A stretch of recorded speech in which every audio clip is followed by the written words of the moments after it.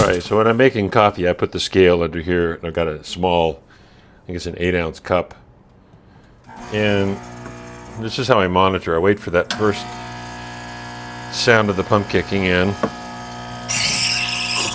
And then my scale runs. It takes me about 7, 8, 9 seconds for the first drops of coffee to come out. And then I'm looking for a particular formula of how much coffee I get out in like 27, 28 seconds. So this morning it's gone really fast, which is probably okay.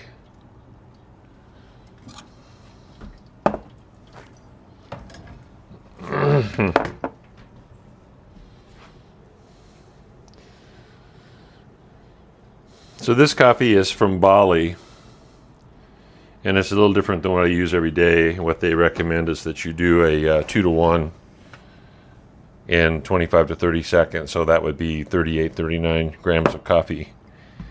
And I got out just around 40. Okay.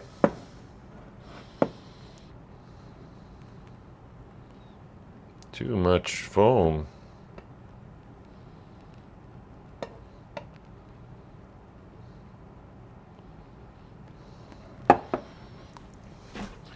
There's my morning brew.